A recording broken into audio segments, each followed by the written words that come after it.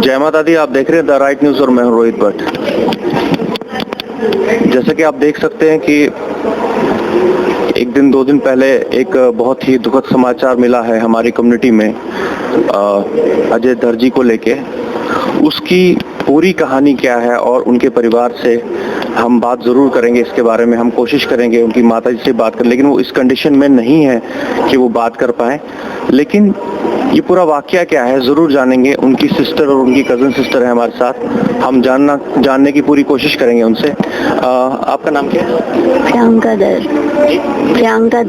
प्रियंका, आप मुझे बताइए कि अब जो आपको एक खबर मिली तो कैसा आपको क्या पता लगा इसके बारे में, क्या होगा? सबसे पहले तो सुनने में यही आया है कि रात के 1-2 बजे ये सीन हुआ है, लेकिन हमें कॉल आ रहा है 9 बजे, 8:39 AM अराउंड, ऐसा ही कुछ आ रहा है कि इतना टाइम बीच में क्यों, मतलब किस लिए। हमें जब खबर आई हमें तो ये पता लगा कि गोली आई है।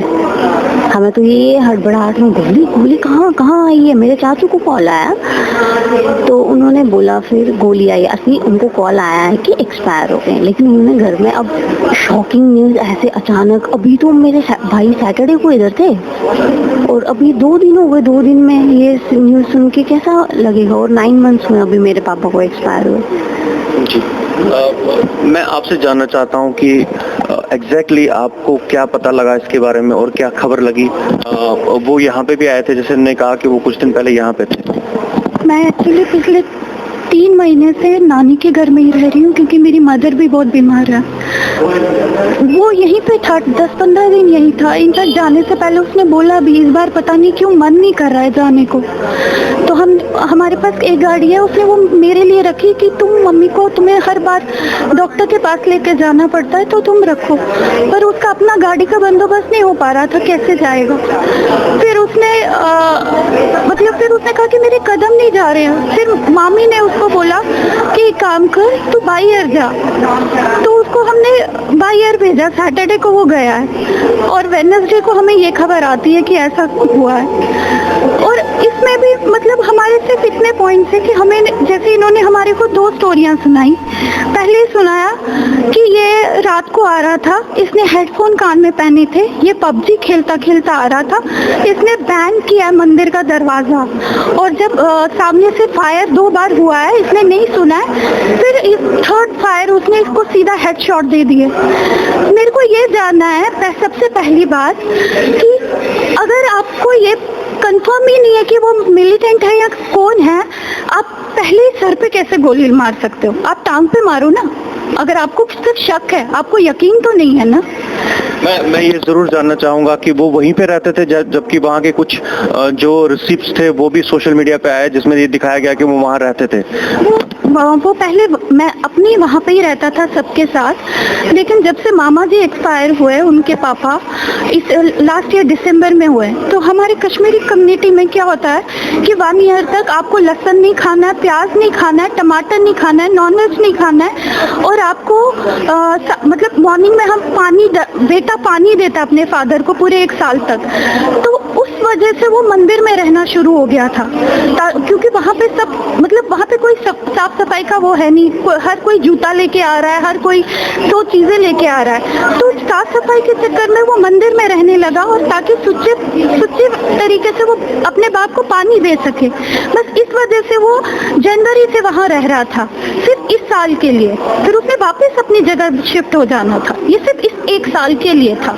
और जो उन्होंने सोशल मीडिया पे डाला है कि उस लेटर में लिखा है कि ये मतलब इसकी मंदिर में कोई ये नहीं होगी, क्या बोलते हैं इसको, सिक्योरिटी इसकी नहीं होगी, वो तो मंदिर के अंदर की बात है ना। तो मंदिर के बाहर क्या हुआ, वो भी ऑन ड्यूटी क्या हुआ, इतना क्या। और उसके अपने कलीग को समझ नहीं आया ये मेरा अपना कलीग है, और उसने सीधा इसको हेडशॉट दे दिया। देखने वाली बात यह है कि जहां तक ये बात साफ हो रही है कि वो वहीं पे रहते थे और ऐसा नहीं था कि वो अचानक आ गया कोई तो उन्होंने वहां पे नॉक किया और वो हेडशॉट उनको हेडशॉट गोली मार दी गई। देखने वाली बात है और इसको बिल्कुल इस पे कार्रवाई होनी चाहिए। आपकी मांग क्या है? हमारी मांग यही है कि कार्रवाई होनी चाहिए और जल्द से जल्द होनी चाहिए, क्योंकि जो भी आता है 2 मिनट का मौन रखता है, हाँ जी कार्रवाई हो जाएगी। कब हो जाएगी, हमें कोई जवाब तो दे। कल भी आईजी आए थे, मैंने उनसे यही पूछा, मैंने कहा कब कार्रवाई करेंगे आप, कब शुरू करेंगे आप। उस पर भी वो चुप रहे, कोई जवाब नहीं दिया। कहा कि ये कुछ चीजें गलत होती है, उनमें से एक ये भी गलत हुआ है, ये नहीं होना चाहिए था, ये गलत हुआ है। अगर आपको पता है कि ये गलत हुआ है तो आप क्यों नहीं जांच करा रहे हैं? आप किसको बचाने की कोशिश कर रहे हैं? और मेरे को एक चीज बताइए, कौन मिलिटेंट पबजी खेलता खेलता आएगा और फिर आप पे अटैक करेगा? मुझे ये समझाइए पहले। और अगर वो पबजी भी खेल रहा है, उसके फोन से उसके चेहरे पे लाइट नहीं आ रही है, उसका कलीग समझ नहीं पा रहा है कि ये मेरा अपना बंदा है। आपको लगता है कि इनके जो स्टेटमेंट से कंट्राडिक्ट कर रहे हैं आप? बिल्कुल कर रहे हैं। एक स्टोरी ये थी और फिर ये बोला गया कि वो संतरी अपनी जगह से हट गया और वो उस मंदिर के बिल्कुल अपोजिट वाली डायरेक्शन में जाके खड़ा हो गया और उसने पीछे से फायर किया। वो रॉड को लगी है गोली और उसके फिर सर पे गई है, और उसने एक फायर नहीं किया है। वहां पे आप मोहल्ले से पूछिए, उसने 4 फायर किए हैं। उसके बाद ये एक स्टोरी है। फिर दूसरी स्टोरी ये है कि ये जब आया है, इसने अपना दरवाजा नॉक किया है, जो इनका कोड वर्ड होता था उस कोड वर्ड से उसने नॉक किया है। इसने अंदर से बोला है कि कौन है, लेकिन इसने जवाब नहीं दिया क्योंकि इसके हेडफोन थे कान में। इन्होंने अभी बहाना बनाया हेडफोन का, और उसने बोला है अगर इसने अपनी कोड वर्ड में इनको नॉक किया है तो ये क्यों नहीं समझ पाया कि ये हमारा अपना बंदा है? इन्होंने कैसे समझा ये सस्पेक्ट है? इन्होंने ऐसे कैसे? और फिर कहा, पहले बोला कि बाहर जाके वो अपोजिट डायरेक्शन में था, अभी बोलते हैं कि वो अंदर से ही उसने अंधाधुंध फायर की क्योंकि वो नींद में था, उसको समझ ही नहीं आया। आप देख सकते हैं कैसे कैसे स्टेटमेंट्स आ रही हैं। और सबसे इम्पोर्टेंट बात यह है, अगर उनकी तरफ से ये स्टेटमेंट आया कि वो पबजी खेल खेल के अंदर आ रहे थे, तो ये सोचने वाली बात है कि क्या कोई व्यक्ति जो अपने घर की तरफ बढ़ रहा हो और वो रास्ते में पबजी खेलते खेलते चलता हो? इन्वेस्टिगेशन की जरूरत बहुत ज्यादा है और उम्मीद करते हैं इसमें सीबीआई की इन्वेस्टिगेशन होगी। इनफैक्ट डॉक्टर ने भी बोला वहाँ पे हमारे मामा जी को, कहा ये गन शॉट नहीं है। फिर वहाँ के पुलिस वालों ने डॉक्टर के साथ लड़ाई की है कि नहीं आपको बुलेट लिखना है वहाँ पे रिपोर्ट में। अब आप हमें बताइए, हम किस चीज पे यकीन करें? कश्मीर में पुलिस वाले भी इन्हीं के, डॉक्टर भी इन्हीं के, सब इन्हीं के हैं। हम किस चीज पे ट्रस्ट करें? अब मुझे ये बताइए, इनके परिवार में अभी कौन कौन है? इनके परिवार में कौन है? एक माँ है, एक छोटी बहन है। वो बोलते हैं हम कंपनसेट करेंगे, हम नौकरी देंगे। किसको नौकरी देंगे? उस माँ को जिसके हाथ पैर टूट गए, जिसकी कमर ही टूट गई है, या उस छोटी बहन को जिसके भाई को मारा गया वहाँ पे, कल को इसको भी मारने के लिए भेजेंगे वहाँ? मैं टोटली स्पीचलेस हो गया हूँ, क्योंकि इतने स्तंभ, इतने जुल्म इस कम्युनिटी पे होते आ रहे हैं और अभी भी वो रुके नहीं है, थमे नहीं है। और मैं एक और बात कहना चाहती हूँ, सॉरी टू इंटरप्ट यू। वहाँ का जो एसपी है वो मेरे भाई को बोलता था कि ये मेरा छोटा भाई है, मेरे छोटे भाई जैसा है, उसको छोटे भाई जैसा प्यार करता था। मैं जानना चाहती हूँ इससे वो एसपी कहाँ है? वो एक एसएसपी, सॉरी, वो कहाँ है इस वक्त? और मुझे ये बताइए, मेरा भाई विदाउट ट्रेनिंग था अभी, वो सिर्फ वो वायरलेस ऑपरेटर वहां पे गया था एज अ वायरलेस ऑपरेटर। उसका ऑफिस वर्क था, उसको रात को नाके पे क्यों ड्यूटी दी गई? और वो भी इस बार जाने के बाद ही उसको रात को वहां ड्यूटी क्यों दी गई? और उसको वो 8 बजे वापस आ गया था, उसको वापस कॉल करके क्यों बुलाया गया? और जब वहां पहुंचा उसको ये क्यों बोला गया कि हमारा बंदा आ गया, तू वापस जा? फोन पे क्यों नहीं बोला?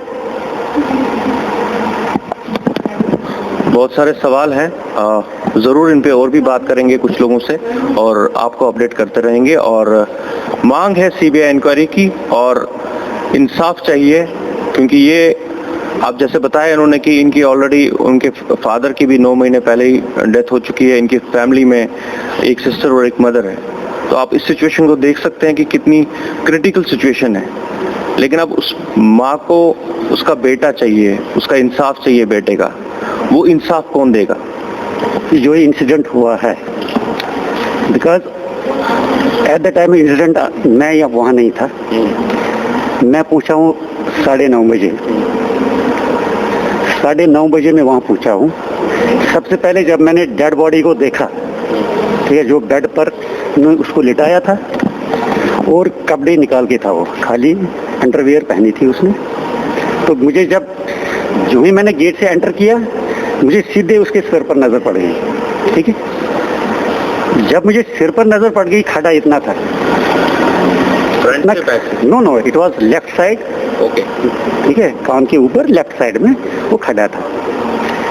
जब मैंने वो खड़ा देखा, फिर मैंने उसके सिर थोड़ा सा इस साइड किया। मैंने सोचा गोली तो आर पार जाएगी, है ना, क्योंकि it is not a pistol fire. Even if it is a pistol fire, वो भी अगर ब्लैंक नाइफ से हम करेंगे, साथ नजर से करेंगे, वो भी आर पार जाएगी, क्योंकि उसका इतना फोर्स होता ही है। लेकिन एक संतरी के पास वो होगा नहीं pistol, because he is not entitled for the pistol, he is entitled for इधर SLR और AK-47, है ना, उसके पास वही होगी। तो अगर वो AK-47 या राइफल का या किसी और जो हायर आर्म से उनके आफ्टर पिस्टल, तो वो तो आर पार तो जाएगी। क्योंकि मुझे लगता है जो ये स्टेटमेंट मुझे बोल रहे थे, distance will be not more than 5 to 10 feet, क्योंकि जो उन्होंने बोला कि गेट के अंदर से संतरी है, गेट के बाहर ये है। It is according to their statement, it is not my statement, because I was not I witness. तो it is according to their statement. अगर गोली लगी है तो जो ये गोली है, ये आर पार नहीं हो जाएगी, सिर के आर पार तो हो ही जाएगी। वो जो ब्लड का निशान है, जहाँ से ब्लड जाती है, वो बिल्कुल छोटा छेद होता है, जहाँ से निकलती है फिर वो ब्लास्ट करती है। इस हादसे के बारे में तो मैं यही बोलूँगी कि इट्स वेरी अनफॉर्चुनेट थिंग। ये तो ऐसी चीज़ है जो बोली नहीं जा सकती, जिसको बयान भी नहीं किया जा सकता। हमारा मासूम लड़का था बेचारा, माँ बिलक बिलक के रो रही है, उसको क्या बोलेंगे हम। कभी एक स्टेटमेंट आ रहा है, कभी दूसरा स्टेटमेंट आ रहा है, कभी तीसरा स्टेटमेंट आ रहा है। हम तो पागल हो गए हैं कि स्टेटमेंट पे हम विश्वास करें, और ऐसे ऐसे स्टेटमेंट आ रहे हैं कि जिन पर यकीन किया ही नहीं जा सकता है किसी भी सूरत में। और मैं तो ये कहती हूँ कि अगर हम सचमुच कंपैशनेट ग्राउंड्स पे इस चीज़ के बारे में सोचें, तो हमको इसकी थॉरो CBI या NIA या कोई भी ऐसी सेंट्रल गवर्नमेंट की टीम हो जो कि इसका पूरा जायजा ले, असली क्या बात हुई है, और ताकि हमें भी पता चले कि कैसे हुआ है ये। क्योंकि 10 जगह 10 स्टेटमेंट आ रहे हैं, और मैं तो इल्तिजा करती हूँ, ये सब माँओं का दर्द एक जैसा होता है।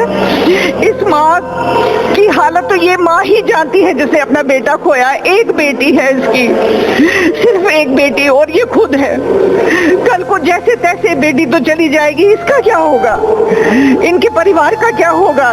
वो तो एक ही सहारा था ना माँ का, और हर माँ चाहेगी जब तक उसको पूरी तसल्ली नहीं मिलेगी कि आखिर इसके पीछे क्या राज है, क्या चीज है, कैसे हुआ ये, क्यों हुआ ये, जबकि होना नहीं चाहिए था। दिस इज वेरी अनफॉर्चुनेट कि बार बार ऐसी चीजें हो रही हैं हमारे साथ। हम जो हमारे बच्चे हैं वहां पर, उनकी क्या सिक्योरिटी है कल को, उन बच्चों की क्या है जो वहां सर्विस करते हैं। कोई ना कोई बहाना बना के, कोई ना कोई बहाना बना के ये बार बार उनको टारगेट करेंगे, बार बार उनको टारगेट करेंगे, तो कैसा लगता है ये।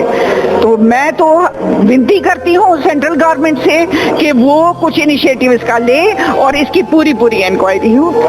जैसा कि आप सब लोगों ने अभी देखा कि कैसे अजय धर जिनकी मौत हुई है, जो कश्मीर में एक हादसा पेश हुआ, उसके बाद उनके परिवार का कहना है कि ये उनकी हत्या की गई है। ये उनके परिवार का कहना है, और इसमें इन्वेस्टिगेशन होनी चाहिए। इसमें CBI और NIA की जो इंक्वायरी है वो होनी चाहिए। वो डिमांड है उस परिवार की। अब उनके परिवार में उनकी माँ और एक बहन है, और उनके परिवार में कोई नहीं है। यहाँ पे एक सवाल खड़ा होता है कि जो एम्प्लॉइज वहां पे काम कर रहे हैं, क्या वो लोग भी सुरक्षित हैं? और उनके मन से ये डर हटाने के लिए टीआरएन भी अपील करता है सरकार से कि इसकी सीबीआई या एनआईए की जो इन्वेस्टिगेशन है वो होनी चाहिए, क्योंकि उनके मन में भी ये डर बना रहा होगा। आज की डेट में उनके दिल में जरूर ये डर होगा कि ये कहीं हत्या तो नहीं है। इसलिए हम भी, टीआरएन भी सरकार से दरख्वास्त करता है कि इसे सीबीआई या एनआईए की इसके ऊपर इन्वेस्टिगेशन हो और सत्य सामने आए, ताकि जो वहां पे एम्प्लॉइज हैं वो भी कश्मीर में रहने से न डरे। कैमरामैन एसएम के साथ देखते रहिए द राइट न्यूज। जय माता दी।